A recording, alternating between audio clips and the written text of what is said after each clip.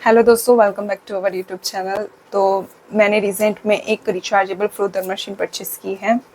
ऐसा नहीं है कि अभी अभी मुझे फ्रोजन मशीन का शौक चढ़ा है। इससे पहले भी मेरे पास एक फ्रोजन मशीन थी जिसको मैंने 1 से 1.5 साल तक यूज़ किया है। तो वो फ्रोजन मशीन सेल ऑपरेटेड थी और जो नई मैंने परचेस की है वो रिचार्जेबल है।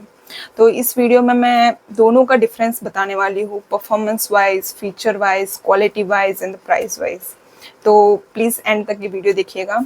तो सबसे पहले हम परफॉर्मेंस वाइज बात कर लेते हैं। तो जो पुरानी फ्रोजन मशीन है वो सेल ऑपरेटेड है। इसमें ऐसे सेल्स दिए हुए, जो रिमोट कंट्रोल वाले सेल होते हैं वो सेल दे रखे हैं।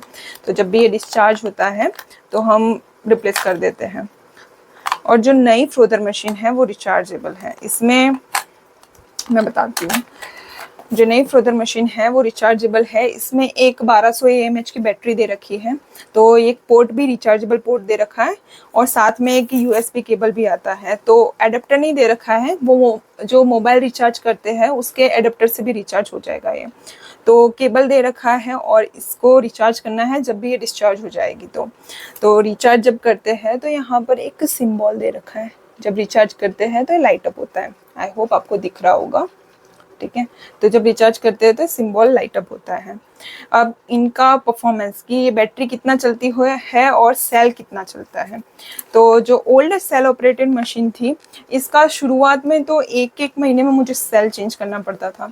पर जैसे ही इसका टाइम होने लग गया, उम्र होने लग गई, वैसे वैसे वो 15 से 20 दिन में मुझे सेल रिप्लेस कर देना ही पड़ता था, क्योंकि ख़त्म हो जाता था सेल। और इसकी परफॉर्मेंस पे भी असर पड़ता था। जैसे इसकी स्पीड है ना वो स्लो हो जाती थी। जो पहले जितनी हाई पावर से चलता था वैसे नहीं चलता था। तो तुरंत पता चल इंडिकेशन मिल जाता था कि ये डिस्चार्ज होने वाला है। तो हर 15 दिन में मुझे सेल चेंज करना पड़ता था।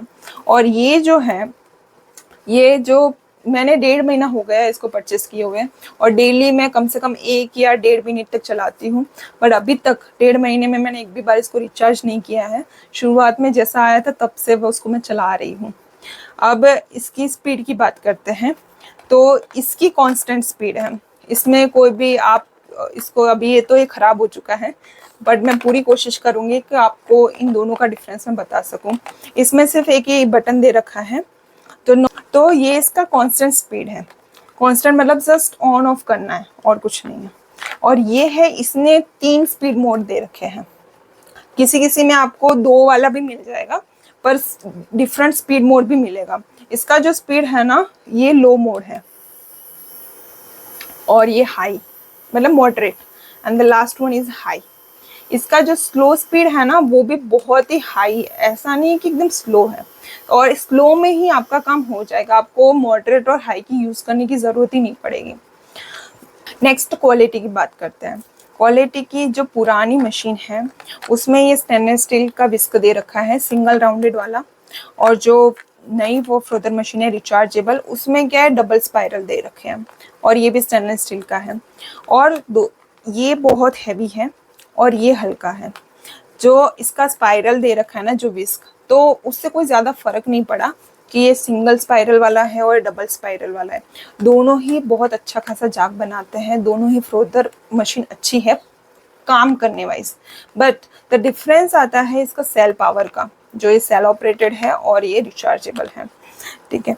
इसका अब ये बहुत ही हल्का है, जो सेल ऑपरेटेड है बहुत हल्का है। अब ये ख़राब हो गया था तो मैंने इसको खोल के देखा था, इसमें सिर्फ मोटर है और इसके साथ में एक विस्क अटैच्ड है। तो आप कहीं पर भी ट्रैवल कर रहे हो ना तो इसको ले जाना बहुत इजी है, बहुत ही कॉम्पैक्ट है, सिंगल से सेल ऑपरेटेड है और ये डिटैचेबल भी है। और जबकि ये जो रिचार्जेबल है ये बहुत रोबस्ट है, थोड़ा हैवी है क्योंकि इसमें बैटरी है और इसके एक्स्ट्रा फीचर्स भी हैं जो मैंने आपको बता दिया। तो इसको ट्रैवल के पर्पज़ से आपको थोड़ा संभाल के लेके जाना पड़ेगा क्योंकि थोड़ा सा हैवी है। अब इसके प्राइस के बारे में बात करते हैं। मैंने ये तो बता दिया। दूसरा, प्राइस के बारे में बात करने से पहले मैं एक बात बता देती हूँ कि जो भी ये रिचार्जेबल फ्रोजन मशीन है उसमें आपको ऑप्शन में कुछ बीटर भी मिलते हैं। जैसे इस वाले के साथ में ये बीटर आया हुआ है, एग बीटर, ठीक है। कुछ कुछ देते भी नहीं देते, बट उसके अकॉर्डिंग प्राइस भी वेरी होगा। जो ये वाला मैंने परचेस किया है वो है प्राइम स्काई का और ये है बिलॉक्सी देखा, दोनों ही ब्रांड इतनी फेमस ब्रांड नहीं है जैसे फिलिप्स और हेवेल्स है, बट इनकी अमेज़ॉन पे मैंने रेटिंग देखी थी और प्राइस भी देखा था, और रेटिंग और रिव्यूज़ कंपेयर करने के बाद में मैंने परचेज़ किया था। इसकी रेटिंग थी 3.6 के अप्रॉक्सीमेटली, और प्राइस था मेरे को ऑफर में 201 रुपये में पड़ा था। और ये वाला था, इसकी रेटिंग अच्छी थी, 4.5 के आसपास थी, 4.5 4.2, और ये मुझे 523 रुपये में ऑफर में पड़ा था। अभी इसका प्राइस 620 रुपये हो चुका है, बट फीचर वाइज दोनों का प्राइस का डिफरेंस आपको पता चल गया है। ये 201 रुपये का था और 523 रुपये का था, बट अगर फीचर्स अच्छे हैं तो प्राइस देने में कोई प्रॉब्लम नहीं है।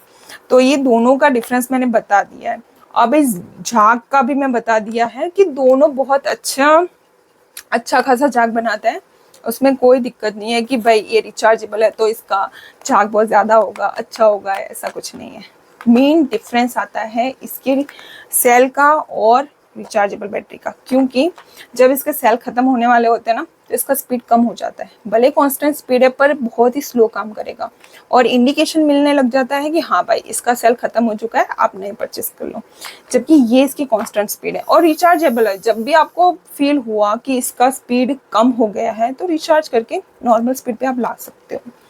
द मेन डिफरेंस, और ये क्या है ना, सेल ऑपरेटेड, और इसमें एक बड़ा डिफरेंस ये है कि इसकी स्पीड ज़्यादा है। रिचार्जेबल है तो बहुत पावरफुल है। जब आप मग में कॉफ़ी या आप दूध लेके फ्रोथर करने जाते हो ना, तो अगर पूरा भरा हुआ मग है ना तो इसकी स्पीड ज़्यादा होने की वजह से फैल जाएगा।